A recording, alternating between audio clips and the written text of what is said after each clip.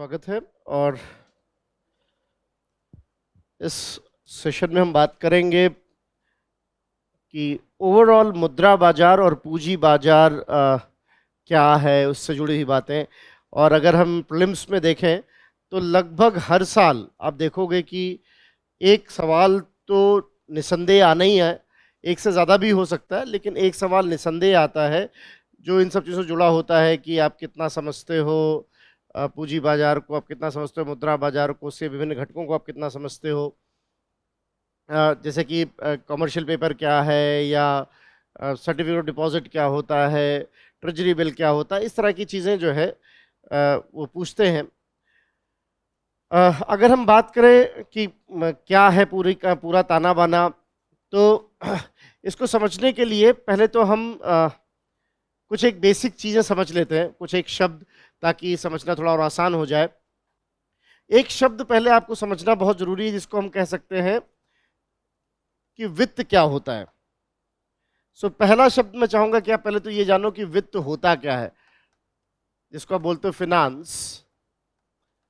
तो अगर हम फाइनेंशियल मार्केट या वित्तीय बाजार को समझना चाहते हैं तो ये जरूरी हो जाता है कि पहले हम समझें कि वित्त क्या है, वित्त किसे कहेंगे, वित्त को कैसे परिभाषित किया जाए, फिनांस की क्या परिभाषा हो सकती है। तो इसके लिए बहुत सरल शब्दों में अगर हम रखें, बल्कि एक जो कैम्ब्रिज डिक्शनरी है वो कहती भी है कि फिनांस का आशय क्या है। फिनांस का आशय या वित्त का आशय धन की उपलब्धता से है जब भी उसकी आवश्यकता हो। धन की उपलब्धता जब भी उसकी आवश्यकता हो, वित्त से आशय धन की उपलब्धता से है। फिर चाहे वो आपका अपना पैसा हो या किसी और से आपको प्राप्त होता हो, फिर चाहे वो निवेश के लिए लिया जाए या खर्च करने के लिए लिया जाए, फिर चाहे अमाउंट छोटा हो या बड़ा हो। मैं दोबारा कह रहा हूं और देखिए कि घटक आपको स्पष्ट हो रहा है कि नहीं। वित्त से मतलब धन की उपलब्धता से है, फिर चाहे वो आपका पैसा हो या किसी और का पैसा हो, किसी और का पैसा जो आपको उपलब्ध कराया गया, चाहे फिर वो निवेश के लिए लिया जा रहा हो या खर्च के लिए। जैसे आप कहते हो ना कि भाई इस बार मन कर रहा है गर्मी की छुट्टी में स्विट्जरलैंड घुमाए, लेकिन फिनांस की थोड़ी दिक्कत हो रही है, पैसा मिल जाता तो घूम आते।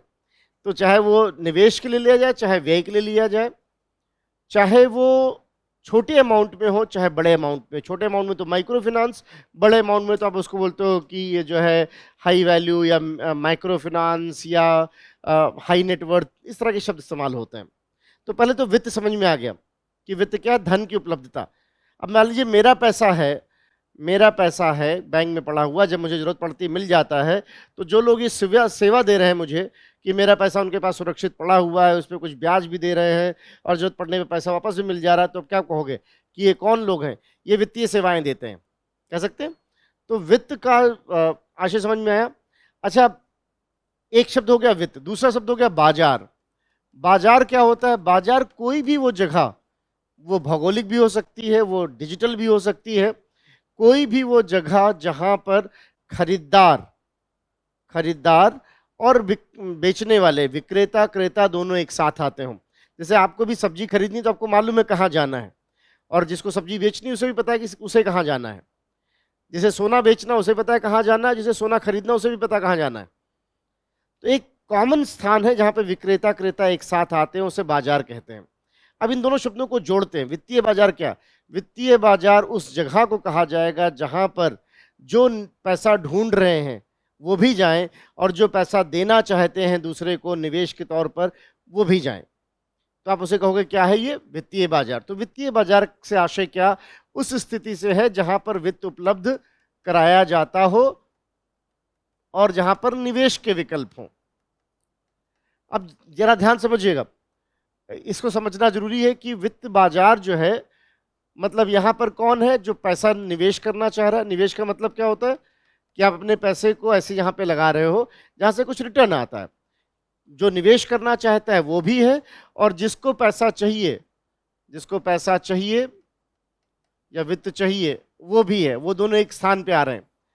अब जरा ध्यान समझिएगा, निवेश दो तरह का हो सकता है। एक तो ये कि मान लीजिए मिस्टर ए है, इनको पैसा चाहिए, जरा बोर्ड पे देखिए, मिस्टर ए है, इनको पैसा चाहिए और मिस्टर बी इनको पैसा उपलब्ध करा रहा है। मिस्टर बी इनको पैसा उपलब्ध करा रहा है। कैसे? मिस्टर बी इन्हें कर्ज दे रहा है, कर्ज दे रहा है, ठीक। अगर कर्ज दे रहा है तो उसमें मिस्टर बी को क्या लाभ है कि मिस्टर ए उनको हानि हो, लाभ हो, नफा हो, नुकसान हो, हमें उससे कोई मतलब नहीं है, हमें हमारा मूलधन और ब्याज मिलना चाहिए। तो बी को फायदा यह है कि उनका पैसा रिलेटिवली सेफ है, एक निश्चित धनराशि उन्हें ब्याज स्वरूप मिल रही है, एक निश्चित धनराशि उन्हें ब्याज स्वरूप मिलेगी। बी के लिए यह है कि जो है पैसा सेफ है, निश्चित धनराशि मिलेगी, लेकिन कितना प्रॉफिट मिलेगा वो भी निर्धारित है, 8%, 7%, 6%, 10%, इससे ज्यादा नहीं। तो वो भी निर्धारित है कितना प्रॉफिट मिलेगा, सीमित प्रॉफिट है, रिस्क कम है। अगर बी कर्जा दे रहा है तो बी को हम क्या कहेंगे? कर्जे को अंग्रेजी में क्या बोलते हैं? डेट, या ऋण भी बोलेंगे हम। तो हम क्या कहेंगे? बी क्या है? एक ऋण निवेशक है। सो ऋण निवेशक से आशय क्या हुआ? उन लोगों से जो कर्जे में देने में इंटरेस्ट रखते हो, अपना पैसा कहां निवेश कर रहे हैं? कर्जा देने में। आप उनको क्या बोलोगे? कि ऋण निवेशक हैं। और ए को क्या मिला है? ऋण वित्त मिला है, इसको अंग्रेजी में बोलेंगे डेट फाइनेंसिंग हुई है। शब्द बड़े इंटरेस्टिंग और बहुत मौलिक है अगर समझ में आए तो। डेट फाइनेंसिंग का मतलब, मैंने आपसे कहा कि मैंने डेट फाइनेंसिंग में पैसा लिया है, इसका मतलब क्या? सरल भाषा में मैंने दूसरे से कर्जा लिया है, कर्जा लिया। आपने कहा आपने डेट इन्वेस्टमेंट किया, इसका मतलब क्या? आपने जो है दूसरे को कर्जा दिया है। डेट इन्वेस्टमेंट में रिस्क कम होता है, प्रॉफिट लिमिटेड होता है, कि आपको मालूम है इतना ही प्रॉफिट आना है लगभग। सो इसको बोलेंगे ऋण निवेशक और ऋण वित्त, ठीक। एक दूसरा तरीका हो सकता है कि बी ए को पैसा दे, किस तरह से? भागीदारी की हैसियत से। बी ए से कहे कि मैं तुम्हें पैसा दे रहा हूं, ये समझो कि मैं तुम्हारे बिजनेस में उतना हिस्सेदारी ले रहा हूं, उतना पार्टनरशिप ले रहा हूं, तो मैं आपको हिस्सेदारी की हैसियत से पैसा दे रहा हूं। अगर बी ए को हिस्सेदारी की हैसियत से पैसा देगा तो नुकसान क्या है? जोखिम ज्यादा है। अगर नुकसान हुआ तो बी का भी नुकसान होगा, फायदा हुआ तो बी का भी फायदा होगा। और अगर फायदा हुआ तो कुछ भी हो सकता है, फायदा तो 100% भी हो सकता है, 200% भी हो सकता है। फायदे की कोई सीमा नहीं, यहां पर फायदे की सीमा थी पर जोखिम कम था। अब मैं एक स्टेटमेंट बोल रहा हूं, इस तरह के स्टेटमेंट हर साल आते हैं कि डेट फाइनेंसिंग में रिस्क कम होता है, इक्विटी फाइनेंसिंग में रिस्क ज्यादा होता है। सही है, डेट फाइनेंसिंग में रिस्क कम है, जो डेट फाइनेंसिंग है उसमें लिमिटेड रिटर्न है, इक्विटी में कुछ भी हो सकता है। इक्विटी, इसको भागीदारी को अंग्रेजी में बोलते हैं इक्विटी। तो मैं क्या कहूंगा? बी ने इक्विटी में निवेश किया है या इक्विटी इन्वेस्टर है। और ए को मैं क्या बोलूंगा? ए को क्या मिला है? इक्विटी फिनांसिंग हुई है, इक्विटी फाइनेंसिंग है। सो इक्विटी फाइनेंसिंग का मतलब क्या हुआ? सरल शब्दों में इक्विटी फाइनेंसिंग का मतलब किसी को पैसा मिला है भागीदारी की हैसियत से। जब आप किसी कंपनी का शेयर खरीदते हो तो आप क्या कर रहे हो? दरअसल उस कंपनी का मालिकाना हक ले रहे हो, एक तरह की इक्विटी इन्वेस्टमेंट आप कर रहे हो, और उस कंपनी को क्या मिल रहा है? इक्विटी फाइनेंसिंग, इक्विटी फाइनेंसिंग, ठीक। अब ये सवाल भी आए हुए कि डेट फाइनेंसिंग कैपिटल एक्सपेंडिचर है, इक्विटी फाइनेंसिंग रेवेन्यू एक्सपेंडिचर है। दोनों कुछ भी हो सकता है, ये दो अलग अलग शब्द हैं, बिल्कुल इंडिपेंडेंट शब्द हैं। डेट फाइनेंसिंग का मतलब पैसा कर्जे में लिया गया है, इक्विटी फाइनेंसिंग का मतलब पैसा भागीदारी में लिया गया है। आप जानते हो कैपिटल एक्सपेंडिचर का मतलब ऐसा खर्चा जो रिटर्न के साथ आ रहा है, कुछ बन रहा है, निर्माण हो रहा है। और रेवेन्यू एक्सपेंडिचर का मतलब वो रूटीन खर्चा जिससे कुछ निर्माण नहीं हो रहा। तो वो अलग चीज है, अलग चीज है। इन्होंने मिक्स करके देखा कि आपको स्पष्ट है टर्म की नहीं। ये मेरे ख्याल से पिछले साल का क्वेश्चन है। तो मोटा मोटा आपसे ये उम्मीद की जाती है कि इन बेसिक शब्दों को आप समझें। तो एक वर्गीकरण तो ये होगा वित्तीय बाजार का कि वो डेट बाजार है या वो इक्विटी बाजार है। एक और वर्गीकरण है जो ज्यादा महत्वपूर्ण वर्गीकरण हो जाता है वित्तीय बाजार का। तो है वित्तीय बाजार समझ में आ गया। वित्तीय बाजार का एक वर्गीकरण और हो सकता है कि क्या वो 1 साल से कम की अवधि का है। मतलब मैंने आपसे कर्जा लिया है लेकिन 1 साल में ही लौटा दूंगा। मैंने आपसे भागीदारी ली है लेकिन 1 साल में पैसा वापस ले जाऊंगा। 1 साल से कम अवधि का है या वो 1 साल से ज्यादा की अवधि का है। अगर 1 साल से कम की अवधि का है, अगर वो 1 साल से कम की अवधि का है, तो हम इसको बोलते हैं कि ये क्या है, मनी मार्केट है। मनी मार्केट है। अब इसको धन बाजार मत लिखते, मनी मार्केट ही बोलते हैं। मनी मार्केट है। और अगर 1 साल से अधिक का है तो इसको क्या बोलेंगे कि ये पूंजी बाजार है।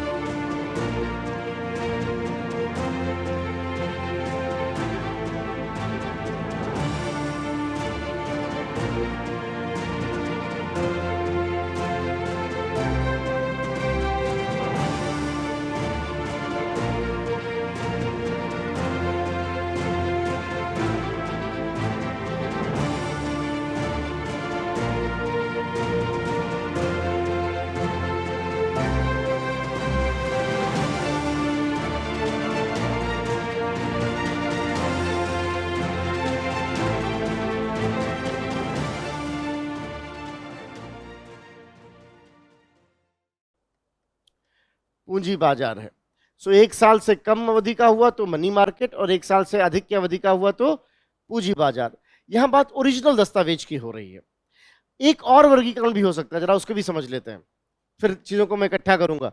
तो वित्तीय बाजार समझ में आ गया। वित्त क्या है, वित्तीय बाजार समझ में आ गया। डेट इन्वेस्टमेंट किसको कहेंगे? डेट इन्वेस्टमेंट मतलब किसी ने कर्जे में पैसा दिया है, जिसने दिया उसको डेट इन्वेस्टर, जिसने लिया उसको डेट फाइनेंसिंग मिली है। और अगर हिस्सेदारी में लिया तो इक्विटी इन्वेस्टर और इक्विटी फाइनेंसिंग। ऐसे ही अगर 1 साल के अंदर ही सेटलमेंट हो रहा है तो पूंजी, इसको बोलेंगे मनी बाजार, और 1 साल से अधिक में तो पूंजी बाजार। एक और वर्गीकरण वित्तीय बाजार का हो सकता है, जब कोई भी चीज पहली बार खरीदी बेची जाए तो उसको क्या बोलते हैं? प्राथमिक बाजार। और कोई भी चीज खरीदी बेची गई है तो उसको बोलेंगे द्वितीयक बाजार। अब जरा इसको भी समझ लेते हैं। एक चीज यहां पर समझना बहुत जरूरी है, ये समझ में आ रही बात? अब एक चीज यहां जरा समझते हैं, तीनों के बारे में कुछ कुछ बातें। जब आप किसी को कर्जा दोगे, जैसे आपने मुझे कर्जा दिया, तो मुझे क्या मिली? Debt financing. आपने क्या किया? Debt investment. आपने मुझे पैसा दिया पार्टनरशिप में, तो मुझे क्या मिली? Equity financing. और आपको क्या मिला? आपने क्या किया? Equity investment. अब मैं बोल रहा हूं, शेयर एक प्रकार का इक्विटी फाइनेंसिंग का स्रोत है, शेयर एक प्रकार का डेट फाइनेंसिंग का स्रोत है। शेयर क्या है? बॉन्ड क्या है? डेट इंस्ट्रूमेंट है। अब जरा ध्यान सुनिएगा। मान लीजिए आप मुझे कर्जा देते हो 10,000 रुपए, मेरी आपकी मेरा आपका एग्रीमेंट ये है कि आप मुझे 10,000 रुपए दोगे 5 साल के लिए, 5 साल के लिए, और मैं आपको हर साल 8% वार्षिक की दर से ब्याज चुकाऊंगा और समय पूरा होने पर आपको मूलधन वापस करूंगा। ठीक है, हमारा आपके बीच में एग्रीमेंट हो गया। क्या हो गया कि 10,000 रुपये आप मुझे दोगे, 8%, मतलब हर महीने में आपको कितना ब्याज दूंगा? हर साल 800 रुपये जो है 8% में आपको ब्याज दूंगा, और 5 साल पूरा होने पर मैं आपको मूलधन 10,000 वापस कर दूंगा। यहाँ पे कुछ लोगों को, जो लोगों ने बहुत ध्यान से इसको नहीं पढ़ा, हालांकि मेरे विद्यार्थियों को तो स्पष्ट होगा, मुझे ध्यान है क्योंकि हमने इस पर डिटेल में बात की, लेकिन हो सकता है आप में से कुछ लोगों को अभी इस पर जानकारी ना हो, तो मैं थोड़ा सा बता दूं कि जब भी आप कर्ज लेते हो तो कर्ज 2 तरीके से चुकाया जा सकता है। एक तो आपने जो कर्ज लिया उस पर जो ब्याज बना और जितने समय के लिए उस सारे अमाउंट को जोड़ के समय से डिवाइड कर दिया और हर महीने की बराबर की किस्त बना ली, जिसको आप ईएमआई बोलते हो। ऐसा छोटे लोन में होता है। बड़े लोन में क्या होता है, आप मूलधन लेते हो, 5 वर्ष के लिए लोन है तो 5 वर्ष आप सिर्फ ब्याज दोगे और जब समय पूरा हो जाएगा तब मूलधन वापस करोगे। हालांकि उसमें सिंकिंग फंड जैसी व्यवस्थाएं होती हैं। अब यहां पर हम जो बात कह रहे हैं कि मान लीजिए आपने मुझे 10,000 रुपए दिया, तो आप चाहोगे ना कि मैं कुछ लिखित में दस्तावेज दूं, कुछ लिखा पढ़ी में होना चाहिए, नहीं तो मैं कल को बदल गया कि आपने पैसा नहीं दिया तब, तो कुछ लिखित दस्तावेज होना चाहिए। वो दस्तावेज जो ऋण बाजार में इस्तेमाल होगा उसको क्या बोलेंगे? Debt instrument. Debt instrument. और जो इस्तेमाल होगा इस इक्विटी बाजार में उसको बोलेंगे इक्विटी इंस्ट्रूमेंट। तो मैं एक लाइन बोल रहा हूं, बताइए लाइन स्पष्ट हो रही कि नहीं? एक डेट निवेशक, एक ऋण निवेशक विभिन्न प्रकार के ऋण दस्तावेजों के माध्यम से या ऋण इंस्ट्रूमेंट के माध्यम से विभिन्न लोगों को ऋण फाइनेंसिंग उपलब्ध कराता है। 3 स्टेप हो गए। अब जाहिर सी बात है, आप मुझे पैसा दे रहे हो, चाहोगे ना कुछ लिखा पढ़ी में रहे। तो मान लीजिए मैं किसी कागज पे एक आपको लिख के दे देता हूं कि मैं सुनील कुमार सिंह आपको ये प्रॉमिस करता हूं कि मैं 10,000 रुपए इतने समय के बाद वापस करूंगा, हर साल इतना ब्याज दूंगा, इत्यादि इत्यादि। आपके पास पहुंच गया दस्तावेज और मेरे पास आ गया पैसा। जो आपके पास गया इसके लिए एक सामान्य शब्द होता है सिक्योरिटी। अब आपको सिक्योरिटी हो गई ना, प्रतिभूति मिल गई आपको कि हाँ सुनील के पास मेरा पैसा है और नियमों के अनुसार वो पैसा उपलब्ध कराया जाएगा। ठीक, तो डेट इंस्ट्रूमेंट में लिखित दस्तावेज हुआ है। ऐसे ही इक्विटी इंस्ट्रूमेंट में लिखित दस्तावेज जिसको बोलते हो शेयर, उस पर लिखा होता है कि हाँ फला कंपनी है, इतना इसका टोटल हक है, टोटल इतनी इसकी कीमत है, इस शेयर की कीमत इतनी है, इसका मतलब इतना प्रतिशत है, आपको मालिकाना हक दिया गया, इत्यादि इत्यादि। तो वो क्या हो गया? इक्विटी इंस्ट्रूमेंट हो गया। बात क्लियर है? तो डेट इंस्ट्रूमेंट जो है अगर हम देखें, जनरली अगर कोई इंस्ट्रूमेंट पहली बार इशू किया गया, तो मान लीजिए पहली बार मैं दस्तावेज इशू कर रहा हूं, चाहे डेट है चाहे इक्विटी है, मैं पहली बार दस्तावेज इशू कर रहा हूं और उस दस्तावेज को आप खरीद रहे हो, तो जहां पे ये पहली बार हो रहा है उसको क्या बोलेंगे? प्राथमिक बाजार। और एक बार चीज खरीद ली गई फिर आप एक दूसरे को बेच रहे हो, उसको क्या बोलेंगे? द्वितीयक बाजार। सो प्राथमिक बाजार हो गया, द्वितीयक बाजार हो गया। जनरली जो ऋण के दस्तावेज होते हैं वो 1 साल से कम के होते हैं, लेकिन इक्विटी बाजार, इक्विटी के जो दस्तावेज होते हैं वो उनकी समय अवधि लंबी होती है, 1 साल से कम के वो नहीं होते। ये समझने की जरूरत है। द्वितीयक बाजार में लोग खरीद बेच सकते हैं शेयर की, मैंने आज खरीदा कल बेच दिया, लेकिन एक्चुअल शेयर जो है वो 1 साल से अधिक की समयावधि का होता है, अधिक की। तो आप मुझे बताओ शेयर बाजार क्या हुआ फिर? पूंजी बाजार हुआ या मनी बाजार हुआ?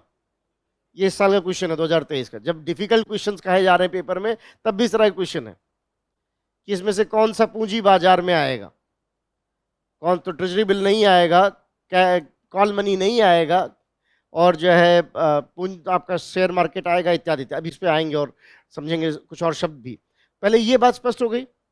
तो मैंने आपको 2 बातें कही हैं, बताइए बात स्पष्ट हो गई। जो ओरिजिनल दस्तावेज है वो शेयर बाजार में या इक्विटी में 1 साल से ज्यादा का ही होता है, ओरिजिनल दस्तावेज। ठीक, और ऋण बाजार में जो दस्तावेज है जो पहली बार जारी किया गया वो 1 साल के अंदर भी हो सकता है और 1 साल से ज्यादा का भी हो सकता है।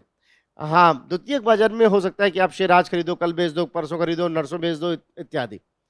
तो मोटा मोटा ये पहले तो ये वर्गीकरण आपके दिमाग में होना चाहिए कि प्राथमिक द्वितीयक किसको कहेंगे, पूंजी बाजार, और जो है मनी बाजार किसको कहेंगे, और किसको कहेंगे हम ऋण इन्वेस्टमेंट एंड इक्विटी इन्वेस्टमेंट। बात क्लियर हो गई? ज्यादातर जो आपके डेट इंस्ट्रूमेंट हैं वो मनी मार्केट में रहते हैं और पूंजी बाजार में हो सकते हैं। जो इक्विटी इंस्ट्रूमेंट है वो ज्यादातर कैसे हैं? पूंजी बाजार के हैं, ओरिजिनली पूंजी बाजार के हैं। इसीलिए जो आपका ऋण बाजार है, जो आपका ऋण बाजार है उसमें जो मनी मार्केट है, मनी मार्केट का मतलब 1 साल से कम, मनी मार्केट का नियामक मुख्य रूप से आरबीआई होता है, जबकि जो आपका पूंजी बाजार है उसका नियामक मुख्य रूप से सेबी होता है। उसका नियामक सेबी होगा, उसकी देखरेख सेबी करेगा। और जो तो क्या सेबी के अंतर्गत प्रतिभूतियां भी आएंगी कि नहीं? हाँ, जो 1 साल से अधिक वाली होंगी वो प्रतिभूतियां भी आएंगी। ठीक, वो प्रतिभूतियां भी, इसीलिए उसका नाम है सिक्योरिटीज एंड एक्सचेंज बोर्ड। सो वो भी आएंगे मोटा मोटा। तो अगर हम बात करें तो एक हो गया मनी बाजार, एक हो गया पूंजी बाजार, मतलब 1 साल से कम और 1 साल से अधिक। एक हो गया प्राथमिक बाजार जब कोई चीज पहली बार बेची जाए। एक हो गया द्वितीयक बाजार जहां पहले से बिकी चीज को दोबारा खरीदा बेचा जा रहा है। एक हो गया आपका डेट बाजार या ऋण का बाजार जहां पर ऋण निवेश और ऋण फाइनेंसिंग की जा रही है। और एक हो गया इक्विटी का बाजार जहां पर इक्विटी खरीदी बेची जा रही। बात क्लियर हो गई? ये वर्गीकरण स्पष्ट है? हर बार शब्द पूछना और बहुत बेसिक शब्द पूछना, फिर कह रहा हूं बहुत बेसिक शब्द पूछते हैं, ऐसा नहीं कि बहुत ज्यादा कुछ, लेकिन आपको इस शब्द स्पष्ट रूप से पता है कि नहीं। तो इस तरीके से एक वर्गीकरण ये हो गया जब हम बाजार की बात करते हैं। अब जरा आगे बढ़ते हैं। अगर हम मनी बाजार की बात करें तो मनी मार्केट में ये जो इंस्ट्रूमेंट होते हैं मनी बाजार में, अगर हम ऋण की बात करें, अब जरा यहां पर मैं एक बार इसको फिर से आपको समअप कर रहा हूं, मुझे बताइए बात क्लियर हो रही कि नहीं। तो मैंने आपको कहा कि वित्तीय बाजार दो प्रकार का हो सकता है। कौन कौन सा? एक हो गया मनी बाजार, एक हो गया पूंजी बाजार। जरा बोर्ड पे देखिए और मुझे बताइए चार्ट आपकी समझ में आता है कि नहीं। और वित्तीय बाजार का एक मैंने आपको बताया है कि ऋण बाजार भी हो सकता है और इक्विटी बाजार भी हो सकता है। ये इक्विटी प्रकार की भी हो सकते हैं, ऋण प्रकार से। अगर हम ऋण की बात करें तो ऋण मनी बाजार, ऋण पूंजी बाजार, इक्विटी मनी बाजार, इक्विटी पूंजी बाजार, इस तरह से चार कॉम्बिनेशन बने। हालांकि इक्विटी में ज्यादातर पूंजी बाजार है मोटा मोटा। अगर हम ऋण की बात करें तो ऋण जो है उसका जो दस्तावेज होता है उसको हम नाम देते हैं बॉन्ड। तो बॉन्ड क्या है? बॉन्ड, जैसे मैं आपसे कर्जा ले रहा हूं तो मैं एक बॉन्ड इशू करूंगा। वो बॉन्ड क्या है? एक तरह का बंध पत्र है, ये बताने के लिए कि मैंने आपसे कर्जा लिया है। तो bond is a debt instrument, ये आरबीआई की आधिकारिक डिफिनेशन है। अगर आप आरबीआई की वेबसाइट पे जाओगे, bond is a debt instrument issued by government और कॉर्पोरेट्स। कौन जारी कर सकता है? सरकार भी कर सकती है, कंपनी भी जारी कर सकती है, म्युनिसिपल बॉडीज भी जारी कर सकती हैं। Issued by government, companies, municipal bodies etcetera etcetera, could be in less than 1 year, that means in money market, or could be more than 1 year, that is capital market। ये RBI की आधिकारिक definition है कि bond क्या होता है। तो bond सरकार भी जारी कर सकती है और बॉन्ड जारी कर सकता है कंपनियां भी, म्युनिसिपल बॉडीज भी, ताकि अच्छा बॉन्ड जारी किया है भारत सरकार ने, तो कर्जा लिया किसने है? भारत सरकार ने। कर्जा दिया किसने है? जिसने वो बॉन्ड खरीदा। जिसने वो बॉन्ड खरीदा उसने कर्जा दिया, जिसने बॉन्ड जारी किया उसने कर्जा लिया, उसने कर्जा लिया। ठीक। अब एक बार बॉन्ड जारी हो जाए तो उसको द्वितीयक बाजार में भी खरीद बेच सकते हैं, द्वितीयक बाजार में भी खरीदा बेचा जा सकता है। ठीक सर जो सोवरेन गोल्ड बॉन्ड होते हैं वो इक्विटी बाजार में आएंगे या ऋण में आएंगे? क्योंकि उनकी सोवरेन गोल्ड बॉन्ड जो होते हैं उनकी गोल्ड की कीमतों के हिसाब से वो बढ़ती है, तो अगर किसी ने खरीदा है तो वो तो इक्विटी बाजार में आ जाएगा। क्योंकि नहीं, भागीदारी कुछ नहीं है। भागीदारी कहाँ है तो भी कर्जा ही। नहीं सर, इसमें इक्विटी बाजार में ये होता है ना कि अगर ये सिंपल आप ऐसे समझो कि मैंने आपको सोने के अगेंस्ट कर्जा दिया है, ठीक है, वो भी कर्जा ही, क्योंकि उसमें भी ऐसा नहीं कोई भागीदारी है कुछ और दिया जा रहा है वो भी बॉन्ड स्वभाव का ही, उसमें भी जोखिम कम है। सोवरेन, इनका सवाल सोवरेन गोल्ड बॉन्ड को लेकर है, अभी हम हालांकि बात करेंगे उस पर। सोवरेन गोल्ड बॉन्ड में सिर्फ इतना होता है कि बजाय आपको धनराशि के उतने धनराशि का सोना अलॉट कर दिया जाता है, और वो सोना, मान लीजिए आपको 10 ग्राम सोना अलॉट हो गया, तो जब वो बॉन्ड पूरा होगा तो 10 ग्राम सोने की जो कीमत होगी उतना आपको दिया जाएगा। तो आपने दिया तो कर्जा ही है। आप ये समझिए कि किसी ने आपके पास सोना रख के कर्जा लिया आपसे, तो आपको जो सोने की वैल्यू उसके हिसाब से मिलेगा, ये फायदा है। पर वो भी कर्ज ही है, बिल्कुल कर्ज है, उसमें कहीं दो मत नहीं, रिस्क आपका बिल्कुल नहीं है, आपको पैसा मिलेगा। तो मोटा मोटा अगर हम बात करें मनी बाजार, पूंजी बाजार, तो वित्तीय बाजार मनी बाजार हो सकता है, पूंजी बाजार हो सकता है। बॉन्ड समझ में आ गया? बॉन्ड किसे कहेंगे? वो दस्तावेज किसके द्वारा जारी किया जा सकता है? सरकार द्वारा, कंपनियों द्वारा, जो और जिसने बॉन्ड जारी किया उसने कर्ज लिया है, जिसने बॉन्ड खरीदा उसने कर्ज दिया है। पहली बार जारी किया गया प्राथमिक बाजार, और एक बार जारी होकर आपस में खरीदा बेचा जा रहा है द्वितीयक बाजार। बस स्पष्ट हुई? अब अगर मनी बाजार में हम बात करें तो सिर्फ केंद्र सरकार ही जारी कर सकती है, राज्य सरकारें मनी बाजार में बॉन्ड जारी नहीं करती हैं, सिर्फ केंद्र सरकार जारी कर सकती है। और जब केंद्र सरकार जारी करती है तो उसे नाम दिया जाता है ट्रेजरी बिल। तो ट्रेजरी बिल क्या है? मनी मार्केट इंस्ट्रूमेंट है, पूंजी बाजार? ये क्वेश्चन है इस साल का कि ट्रेजरी बिल क्या हुआ? मनी मार्केट इंस्ट्रूमेंट है। ये कितने दिन के लिए इशू हो सकता है? 91 दिन, 182 दिन, 364 दिन। 91 दिन के लिए हो सकता है, 182 दिन के लिए हो सकता है, 364 दिन के लिए हो सकता है। ठीक।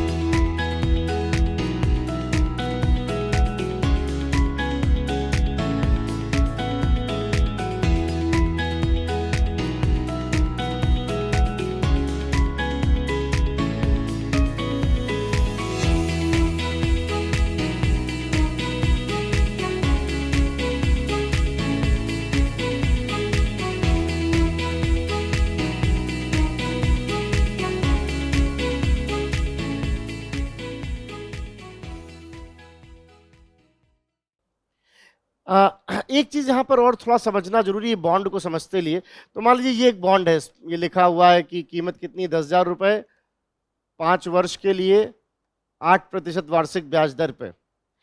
बहुत पहले क्या होता था, अगर हम 1920-30 में जाएं, तो होता क्या था, जब इस तरह का बॉन्ड जारी होता था तो कितने वर्ष के लिए, 5 वर्ष के लिए, है ना ये। तो हम इसमें क्या करते थे, 5 कूपन जोड़ देते थे। पहला कूपन 800 रुपए का, दूसरा कूपन 800 रुपए का, तीसरा कूपन 800 रुपए का, क्योंकि 8% है ना, चौथा कूपन 800 रुपए का, पांचवा कूपन 800 रुपए का। अब इस तरह से मैंने आपको एक डॉक्यूमेंट दे दिया। पहला वर्ष पूरा होता था, आप एक कूपन फाड़ के लाते थे, मैं कूपन लेता था और आपको 800 रुपए दे देता था, मतलब मैंने आपको पहले साल का ब्याज दे दिया। दूसरे वर्ष आप आए, एक कूपन फाड़ा, 800 रुपए दे दिया, दूसरे साल का ब्याज दे दिया, तीसरे साल का, चौथे साल का, पांचवें साल का ब्याज दे दिया, ठीक।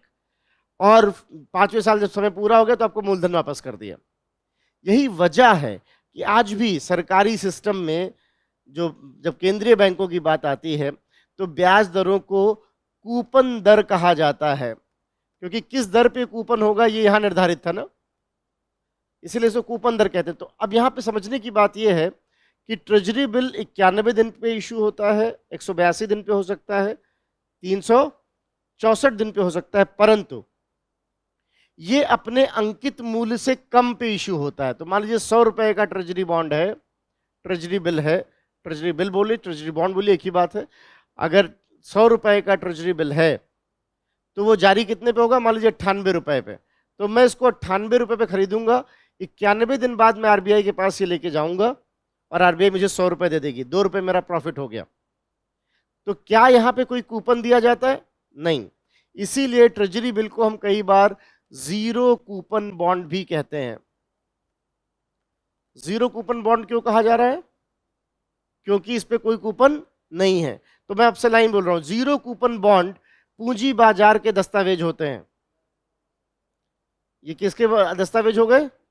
ये 2021 से क्वेश्चन है। तो जो है पूंजी बाजार का दस्तावेज नहीं है, ये मनी बाजार का दस्तावेज, zero coupon bond.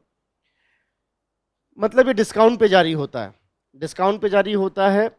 Treasury bill 91 दिन, 182 दिन, 364 दिन डिस्काउंट पे जारी होंगे, जीरो कूपन बॉन्ड हो गए, और मैच्योरिटी पे आपको ये अंकित मूल्य मिल जाएगा। तो जो जितने पे आप जारी हुआ और जो आपको मिला उसका जो डिफरेंस हुआ वो क्या हो गया, आपका लाभ हो गया एक तरह से। इसको हम बोलते हैं ट्रेजरी बिल। सिर्फ भारत सरकार जारी करता है। 3 बातें ट्रेजरी बिल में ध्यान रखिएगा। भारत सरकार जारी करता है, 91 दिन, 182, 364 दिन के हो सकते हैं। इससे पहले 14 दिनों के ट्रेजरी बिल होते थे, लेकिन वो खत्म कर दिए गए, एडहॉक ट्रेजरी बिल्स, उसको डिस्काउंट हमने खत्म कर दिया। अब ये जो ट्रेजरी बिल है डिस्काउंट पर जारी होते हैं और इनको जीरो कूपन बॉन्ड कहा जाता है, सिर्फ भारत सरकार जारी कर सकता है। बात क्लियर है? इसी तर्ज पर सिर्फ केंद्र सरकार ही 2010 से एक और बॉन्ड जारी कर सकती है, जिसको हम बोलते हैं cash management bill. Cash management bill. Cash management bill कौन जारी कर रहा है? केंद्र सरकार। सिर्फ केंद्र सरकार ही जारी कर सकती है, केंद्र सरकार जारी कर सकती है। ये 91 दिन से कम के होते हैं,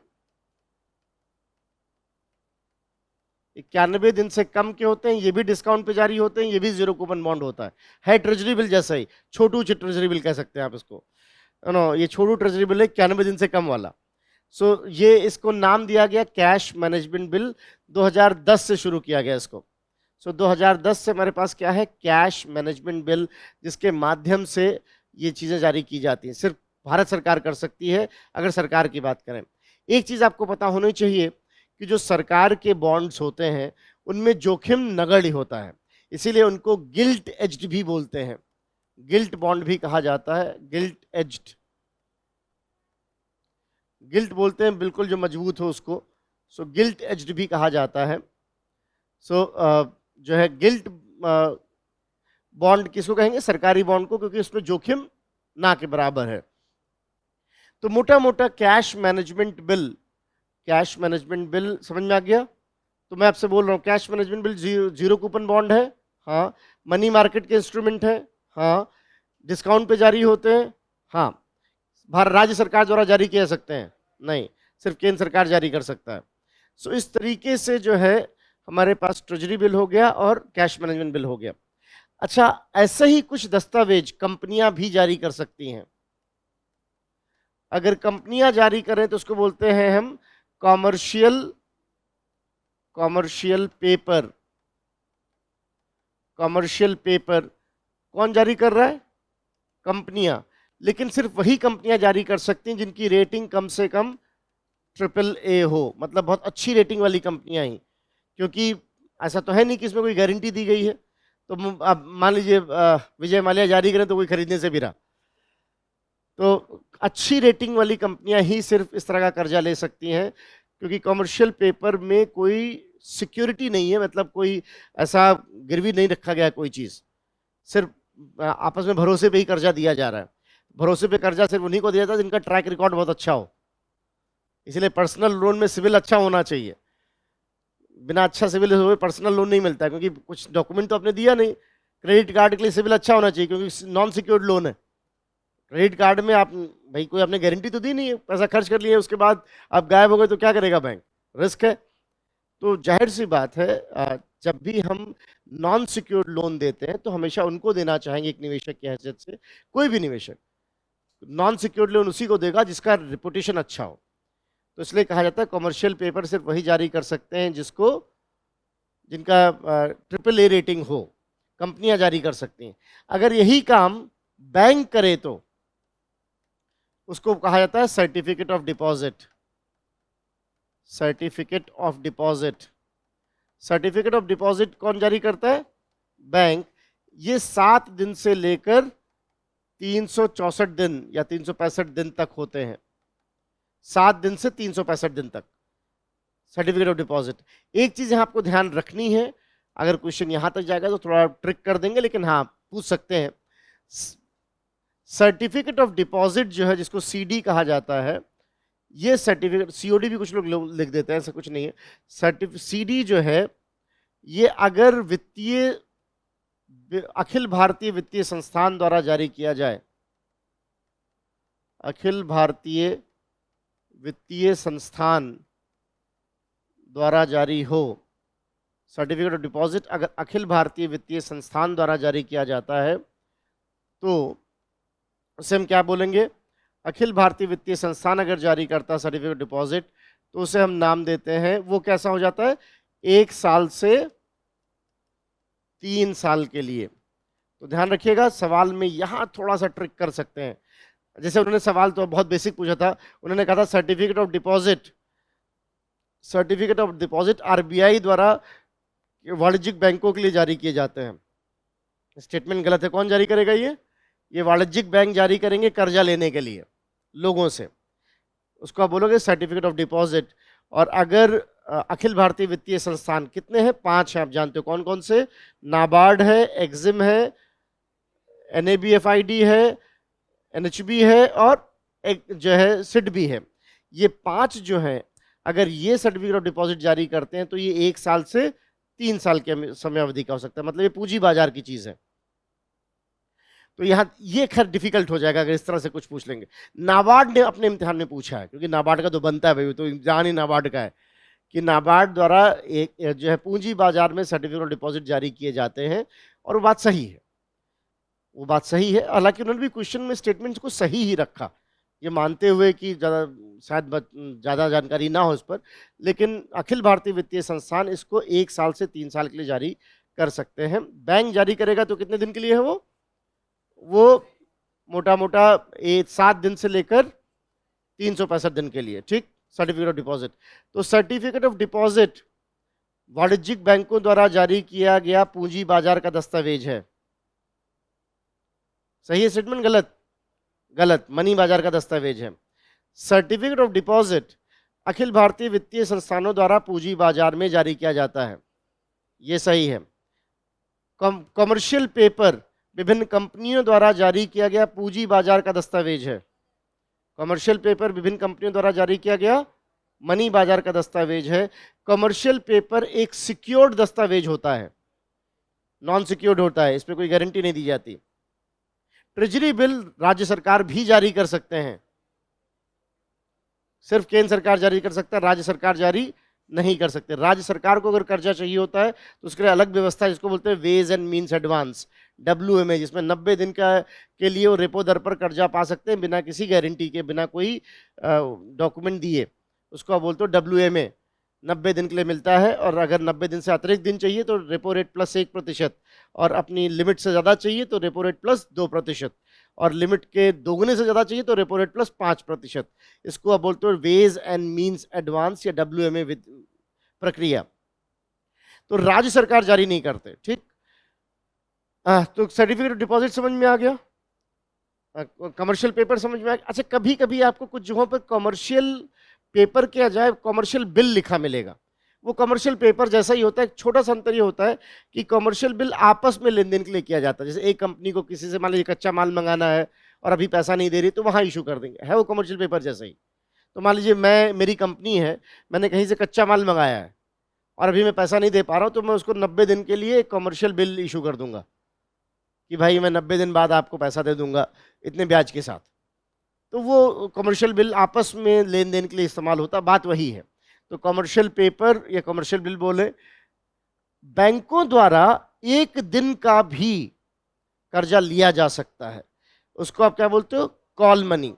कॉल मनी, और आप जानते हो इस बात को मैं पहले ही बता चुका हूं कि कॉल मनी के लिए लंदन आधारित सबसे बड़ा, लंदन हमेशा वित्तीय बाजार का स्थान रहा है।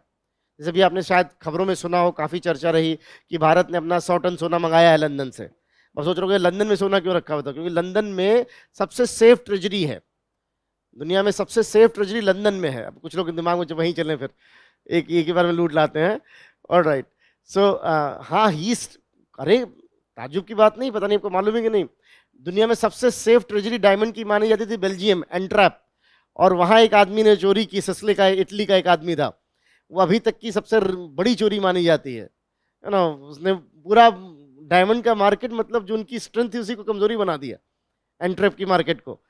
वहां लोग बाकायदा सूटकेस को कमर से बांध के चलते हैं, उस तरह से व्यवस्था थी। एक कमाल के लोग पड़े हुए दुनिया में, ऐसी बात नहीं है। मतलब वो सुपर थीफ माना जाता है, उसको सुपर थीफ कहा भी गया कि जिस तरह से उसने मैनिपुलेट किया चीज़ों को, और मतलब सालों की मेहनत रही होगी। भाई देखिए, मैं जान रहा हूँ नैतिक रूप से गलत किया उसने, लेकिन उसकी मेहनत देखने ले, उसने जो मेहनत की, जितना सिस्टमेटिकली उस काम को किया, वो देखने योग्य था। खैर जो भी है, ऐसी 6-7 बड़ी चोरियां हुई हैं, लंदन भी बचा हुआ है। लंदन में भी, लंदन सबसे सेफ वॉल्ट कहा जाता है। हम पैसा इसलिए मंगा रहे हैं क्योंकि अभी एक अजीब बात हुई है, रशिया का जो पैसा पड़ा हुआ था लंदन में और कुछ और जगहों पर, उन्होंने उसको फ्रीज कर दिया यूक्रेन के चलते, जो रशिया का सोना था। तो हमने फिर सेफ साइड में कहा भैया हमारा सोना वापस करो, हम अपने यहाँ वापस मंगा लें, हम अपने यहाँ ही रख लेंगे, हमारे भी तिजोरी है, ऐसी बात नहीं है। RBI के पास भी अपनी बड़ी बड़ी तिजोरियां हैं। अब हाँ? अब वो जो भी है वो तो अलग, एक अलग घटनाक्रम हो गया कि हाँ किस हद तक, बट इसमें कहीं दो मत नहीं कि हमने अपना 100 टन सोना वापस मंगाया है वहां से, जो हमने वहां बहुत पहले से रखा, अभी भी है वहां पर सोना, अभी पूरा नहीं मंगाया, अभी भी सोना वहां पे है।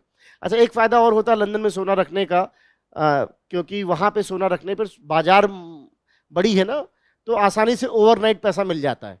जैसे आपका सोना लंदन बैंक में रखा हुआ है, आप उसके अगेंस्ट तुरंत करोड़ों रुपए रेज कर सकते हो। तो सरकार के लिए आसान होता है, तुरंत पैसा रेज कर लिया, पैसा मंगा लिया। तो जैसा भी, पर सरकार ने इस बार सोचा कि सोना ही मंगा लेते हैं, हटाओ बवाल खत्म करते हैं उस। हाँ बिल्कुल, बिल्कुल कर सकते हैं, लेकिन उसकी उसकी उसकी हमें जो है प्लेजिंग करनी पड़ेगी, प्लेजिंग वहाँ ऑटोमेटिकली हो जाती है।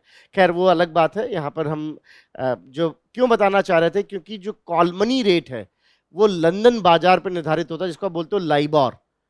क्योंकि कॉल मनी में 1 दिन का लोन कितने में, 7 दिन का लोन कितने में, 15 दिन का लोन कितने में, 3 महीने का लोन कितने में, 6 महीने का लोन कितने में, साल भर का लोन कितने में, और भी 5 बड़ी करेंसियों में, US dollar, pound sterling, Swiss franc, Japanese yen, Chinese renminbi नहीं, Japanese yen, Swiss franc, euro, इन 5 करेंसी में आपको कितने दर पर लोन मिलेगा, एक रात के लिए, 7 दिन के लिए, 15 दिन के लिए, इसका एवरेज जो है वो लंदन का बाजार डिसाइड करता है, इसको लाइबॉर बोलते हैं। अभी भारत सरकार ने 30 जून से मना कर दिया है कि हम लाइबार का प्रयोग नहीं करेंगे। 30 जून से मना कर दिया गया, लाइबोर का प्रयोग नहीं किया जाएगा। ऐसे में निस्संदेह ये महत्वपूर्ण हो जाता है कि भारत सरकार अब अपने नए विकल्प पे जाए। लंदन की ही तरीके से हमारे पास अपना एक माईबॉर भी है, माईबॉर, माईफॉर। तो एक दिन के लिए कर्जा लेते हैं तो उसको कॉल मनी बोलते हैं, कॉल मनी के रूप में देखा जाता है। तो अब इंडिया में माईफॉर है जो डॉलर बेस्ड है, ध्यान रखिएगा, माईफॉर जो है डॉलर बेस्ड है, जबकि लाइबॉर कई सारी करेंसीज पे बेस्ड था।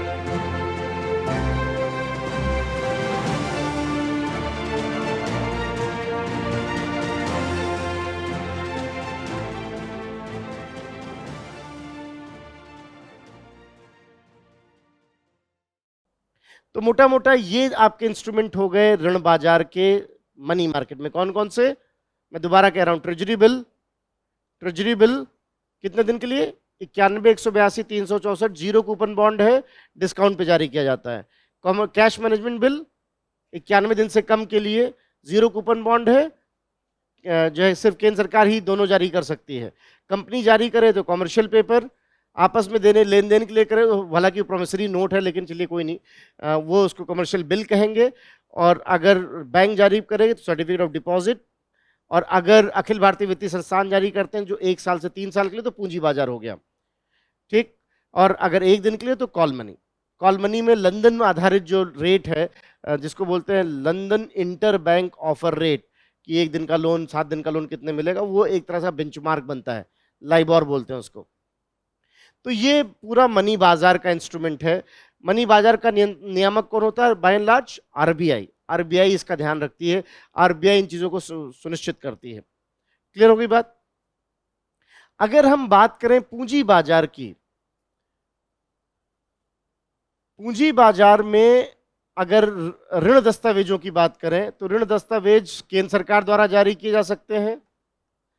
अगर केंद्र सरकार द्वारा जारी होते हैं तो उनको कहा जाता है दिनांकित प्रतिभूतियां, अंग्रेजी में बोलते हैं इसको डेटेड सिक्योरिटीज। अब जरा ध्यान से सुनिएगा, डेटेड सिक्योरिटीज, या इसको एक नाम और है जिसको कहा जाता है गवर्नमेंट बॉन्ड। डेटेड सिक्योरिटीज बोलिए या गवर्नमेंट बॉन्ड बोलिए, बात एक ही है। गवर्नमेंट बॉन्ड, सरकारी बॉन्ड बोलिए या डेटेड सिक्योरिटीज बोलिए, एक ही बात है। ध्यान से समझिएगा इस बात को। इन सब को, चाहे ट्रेजरी बिल हो, चाहे कैश मैनेजमेंट बिल हो, चाहे दिनांकित, इन सब के लिए कॉमन शब्द होता है जीसेक। जीसेक में सब आएंगे। पर गवर्नमेंट बॉन्ड का मतलब क्या होता है? गवर्नमेंट बॉन्ड पूंजी बाजार का है कि मनी बाजार का? पूंजी बाजार का, पूंजी बाजार का है। गवर्नमेंट बॉन्ड पूंजी बाजार का हुआ। जीसेक दोनों में हो सकता है, मनी बाजार भी हो सकता है, पूंजी बाजार भी हो सकता है।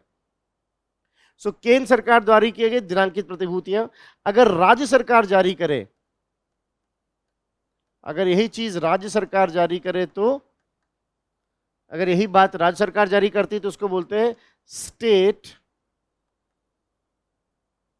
डेवलपमेंट लोन या एसडीएल, स्टेट डेवलपमेंट लोन या एसडीएल। अगर राज्य सरकार जारी करती है तो एसडीएल, स्टेट डेवलपमेंट लोन, ठीक।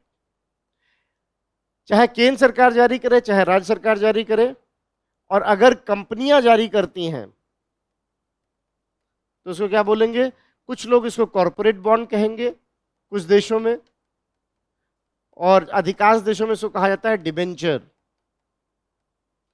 सो डिबेंचर क्या हुआ? पूंजी बाजार का इंस्ट्रूमेंट, मनी मार्केट, पूंजी बाजार का डिबेंचर। डिबेंचर का मतलब किसने जारी किया है? तो मैं कह रहा हूं भारत सरकार ने डिबेंचर जारी किया? नहीं, टाटा ने डिबेंचर जारी किया। टाटा द्वारा जारी किया गया डिबेंचर वस्तुतः भागीदारी का की व्यवस्था है। सही है गलत है? टाटा द्वारा जारी किया गया डिबेंचर वस्तुतः भागीदारी की एक व्यवस्था है। गलत है। क्यों? टाटा ने जारी किया डिबेंचर, यहां तो सही था, लेकिन वो किसका है? वो ऋण व्यवस्था है, भागीदारी की नहीं, ऋण इंस्ट्रूमेंट है। ठीक, बात क्लियर हुई? तो इस तरीके से जो है डिबेंचर अगर कंपनियां जारी करें, डिबेंचर दोनों तरीके से हो सकता है, सिक्योर्ड भी हो सकता है, नॉन सिक्योर्ड भी हो सकता है। सिक्योर्ड का मतलब कहीं कोई गारंटी रखी गई है, जैसे मेरा मान लीजिए टाटा की बिल्डिंग है, इस बिल्डिंग के सापेक्ष में कर्जा ले रहा हूं, तो सिक्योर डिबेंचर, और बिना जो है सिक्योरिटी के तो non secure debenture. Non secure debenture के लिए भी क्रेडिट रेटिंग बहुत अच्छी होनी चाहिए। तो ये जो है आपकी बात रही कि कैसे केंद्र सरकार, राज्य सरकार और कंपनियां जारी कर सकती हैं। ठीक, बात क्लियर है? ये तीनों ही, चाहे केंद्र सरकार, चाहे राज्य सरकार, चाहे कंपनियां, अगर इसको चाहे तो फिक्स्ड कूपन दर पर जारी कर सकती हैं। फिक्स्ड कूपन दर का मतलब, फिक्स्ड कूपन रेट का मतलब निर्धारित है कि कितने ब्याज दर पर ये जारी किया जाएगा। या चलायमान जारी कर सकती हैं, जिसको हम बोलते हैं फ्लोटिंग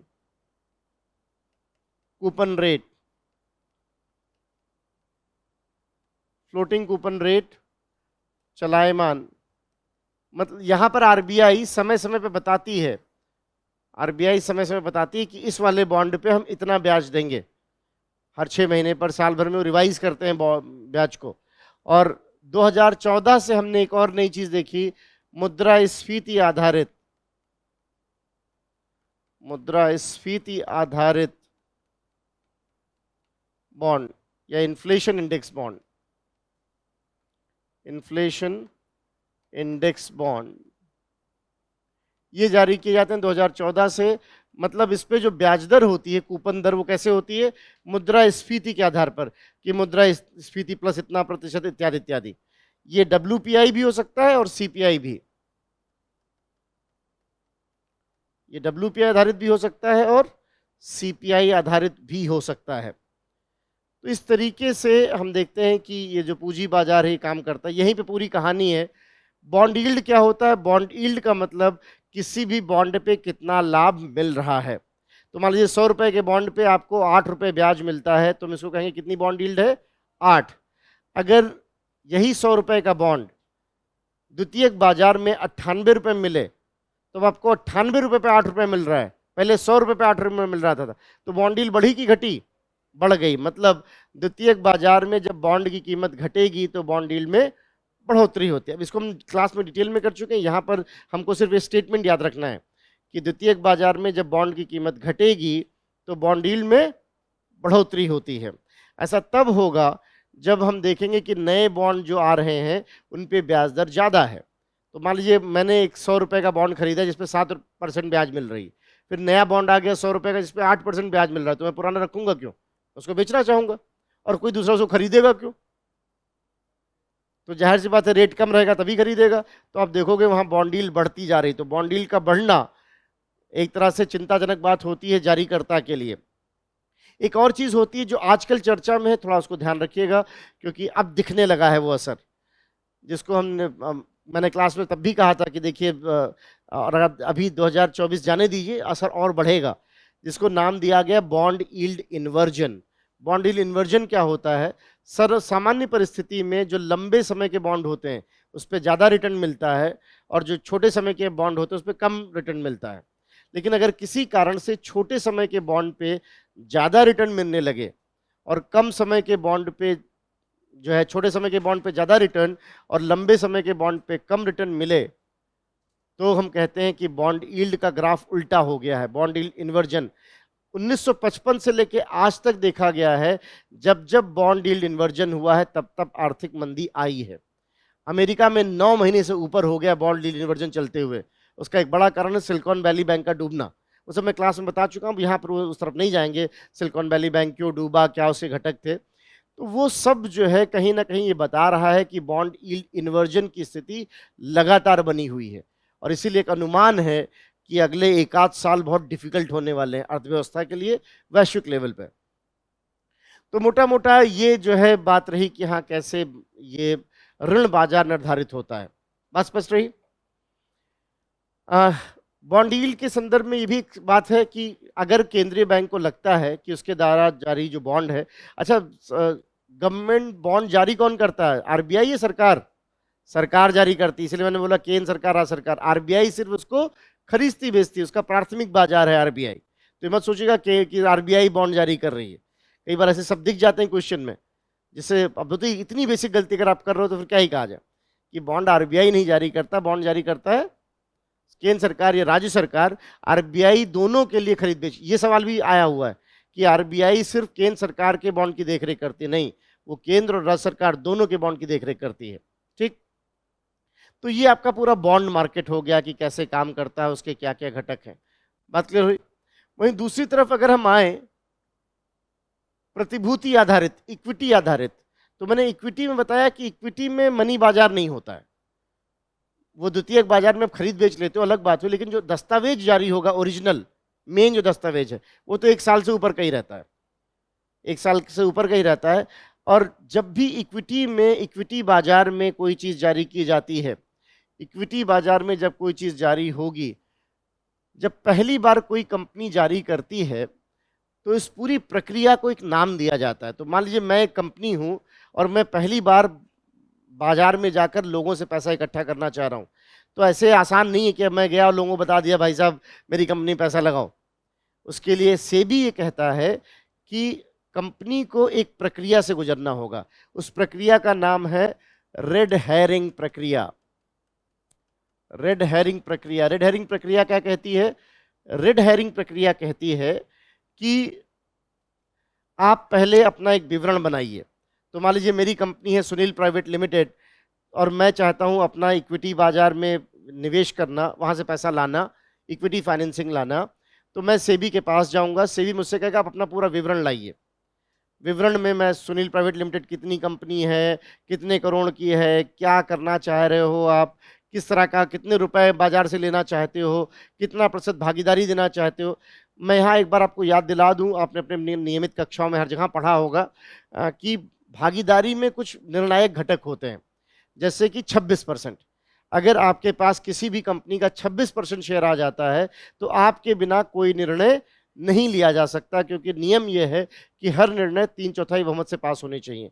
इसलिए 26% को शेयर बाजार में जादुई आंकड़ा कहा जाता है। उसके बाद अगला आंकड़ा है 51%। जैसे ही आप 51% होते हैं आपके पास मालिकाना हक आ जाता है, कंपनी आपकी हो जाती है। तो 26%, 51%, 74%।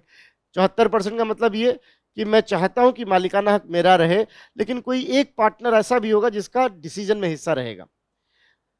अब मैं जब शेयर इशू करूंगा तो मैं बताऊंगा सेबी को कि मैं कितने कंपनी के कितने मूल्य का शेयर इशू करना चाहता हूं, क्या कंपनी है, क्या पृष्ठभूमि है। इस पूरी प्रक्रिया को रेड हेरिंग कहते हैं। रेड हेरिंग में मैं बताऊंगा सेबी को कि मैं शेयर लाऊंगा। मान लीजिए मैंने कहा कि मैं 1,000 करोड़ रुपए बाजार से लेना चाहता हूं, इसके लिए मैं क्या करूंगा, 10 रुपए के शेयर इशू करूंगा। कितने? 1 करोड़ शेयर। 100 करोड़ शेयर अगर 1,000 करोड़ चाहिए तो 10 रुपए के मैं 100 करोड़ शेयर इशू करूंगा और लोग उसको खरीदेंगे, वहां से मुझे पैसा मिलेगा। ये पूरा विवरण मैं सेबी को दूंगा। और ये विवरण के लिए मुझे एक वित्तीय मध्यस्थ की जरूरत भी होती है, जिसको हम इन्वेस्टमेंट बैंकर या अंडरराइटर कहते हैं। भारत में उसको अंडरराइटर कहा जाता है। जैसे मान लीजिए Sunil private limited ICICI underwriter से बात करेगा, वो क्या करेंगे, मेरे लिए पूरा दस्तावेज बनाएंगे। उस दस्तावेज पे पूरा विवरण होगा और कितने मूल्य का हम शेयर लाएंगे, कितना बाजार से उठाएंगे। अंडरराइटर की जिम्मेदारी है कि अगर मैंने 1,000 करोड़ रुपए बोला है और दस्तावेज में लिखा हुआ है तो 1,000 करोड़ रुपए मुझे मिलने चाहिए। फिर चाहे तो अंडरराइटर अपनी जेब से दे वो शेयर खरीद के, इसलिए अंडरराइटर भी संभाल के बोलेगा अरे सुनील भाई रहने दो, 1,000 करोड़ रुपए नहीं मिलने वाले, तुम 100 ही करोड़ पे रहो या 50 करोड़ पे रहो। तो उससे सेबी ने एक चेक एंड बैलेंस बना दिया। इस प्रक्रिया को बोलते हैं रेड हेरिंग प्रक्रिया। तो रेड हेरिंग प्रक्रिया पूरी हो जाने के बाद मैं बाजार में जाऊंगा और मैं लोगों को बताऊंगा कि मैं आपसे हिस्सा चाहता हूं, आप मुझे जो है इक्विटी के आधार पर पैसा लगाइए। इसी को बोलते हैं, जब पहली बार आप जाते हो तो कहा जाता है इनिशियल पब्लिक ऑफर या आईपीओ। आईपीओ जारी करूंगा मैं। अच्छा, एक आईपीओ पहले जारी हो गया, जरा ध्यान सुनिएगा। इसमें भी हालांकि कुछ प्रक्रियाएं हैं, मैं यहाँ पे उतना विवरण में नहीं जा रहा, पर आईपीओ जब जारी हो जाता है, इसको थोड़ा समझ लेते हैं। मैं पीछे आपको बता चुका हूँ क्लासेस में कि जब आईपीओ जारी होना होता है तो उसमें हम ऐसा नहीं कि फिक्स्ड वैल्यू निकालते हैं कि 10 रुपए का हर शेयर होगा। हम मार्केट में थोड़ा गेज करते हैं कि मेरा शेयर कितने में बिक सकता है। तो मैं कहूंगा अधिकतम 15 हो सकता है, न्यूनतम 10 हो सकता है। देखूं तो लोग कितने में खरीदना चाहते हैं, वो बुक बिल्डिंग प्रोसेस बोलते हैं उसको, वो सब यहाँ नहीं।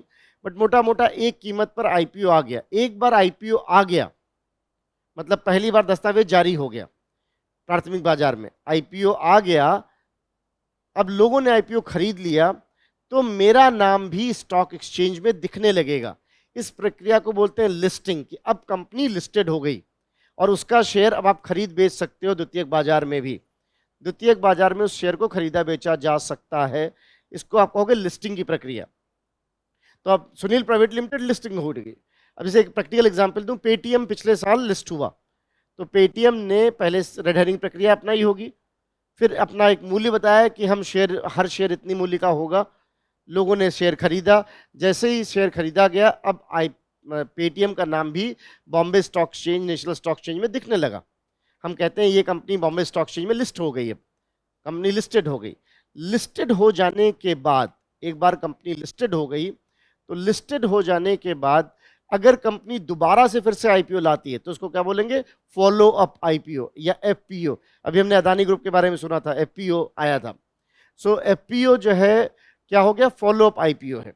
अच्छा, एक चीज और है जो आप ध्यान रखिएगा, मुझे लगता है इम्तिहान में इंपॉर्टेंट हो सकता है क्योंकि बड़ी घटना है ये।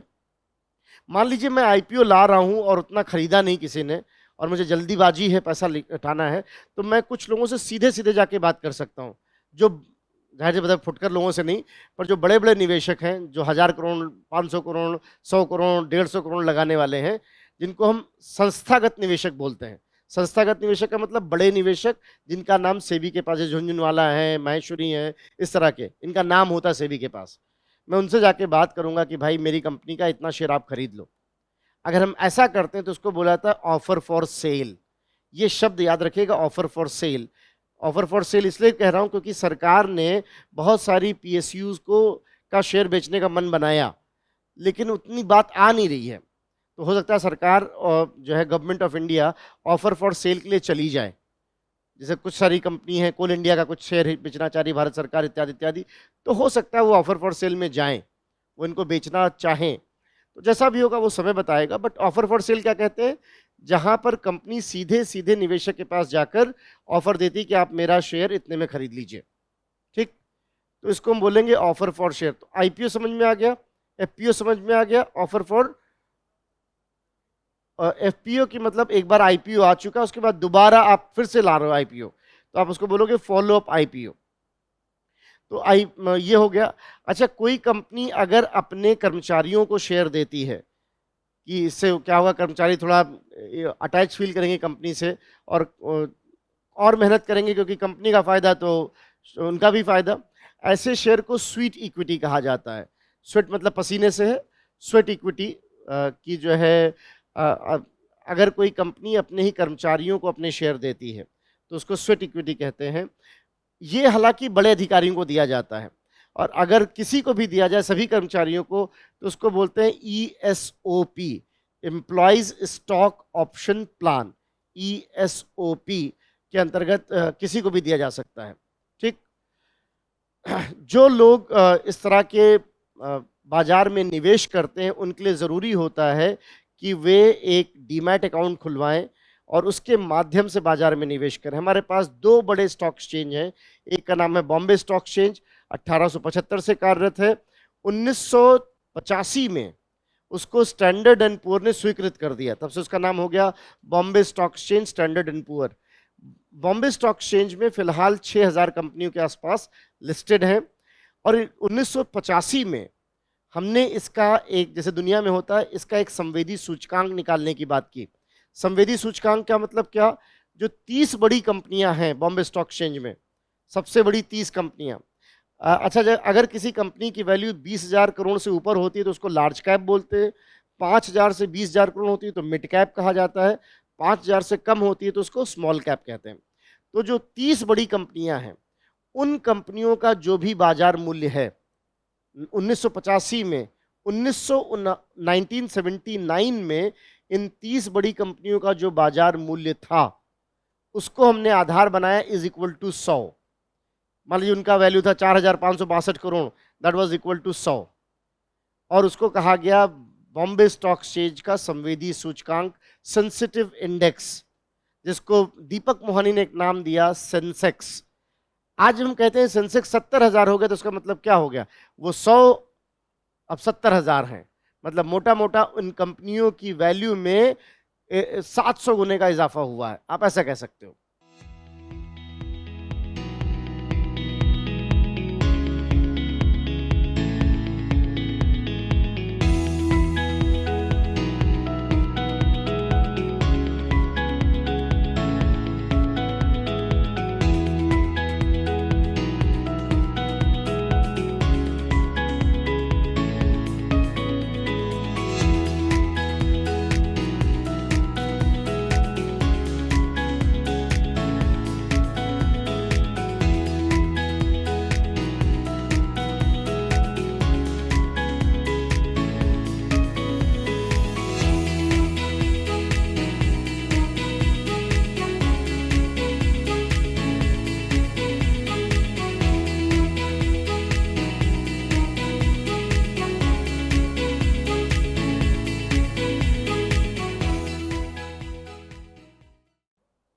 तो ये जो है संवेदी सूचकांक बॉम्बे स्टॉक एक्सचेंज का 6,000 से कंपनियां लिस्टेड हैं, और बॉम्बे स्टॉक एक्सचेंज 1995 से कंप्लीटली डिजिटल है। जब भी शेयर की खरीद बेच होती तो ऐसा नहीं होता कि शेयर किसी को व्यक्तिगत दिया जाता है, वो एक तीसरे पक्ष के पास रखा जाता है, जिसको हम बोलते हैं डिपॉजिटरी पार्टिसिपेंट। बीएसई का डिपॉजिटरी पार्टिसिपेंट है सीडीएसएल, जो है सेंट्रल डिपॉजिटरी सर्विसेज लिमिटेड, वो बॉम्बे स्टॉक एक्सचेंज का डिपॉजिटरी पार्टिसिपेंट है। तो मतलब आप एक डीमैट अकाउंट खुलवाओगे, आपका सीडीएसएल पे अकाउंट खुल जाएगा, और जब भी आप शेयर खरीदोगे बेचोगे तो वहाँ पे दिखेगा, और वही आपका ब्रोकर आपके माध्यम से। स्टॉक मार्केट में आप कोई भी चीज़, कोई भी चाहे आईपीओ हो या शेयर है, आप बिना ब्रोकर के नहीं खरीद सकते, क्योंकि ब्रोकर का ही एक्सेस डिपॉजिटरी पार्टिसिपेंट पर है। हालांकि अभी माधवीपुरी बुद्ध जी कह रही हैं कि क्यों ना ब्रोकर को समाप्त कर दिया जाए, बहुत बड़ा चेंज हो जाएगा अगर कर दिया तो, क्योंकि ब्रोकरेज बहुत बड़ा कॉस्ट होता है।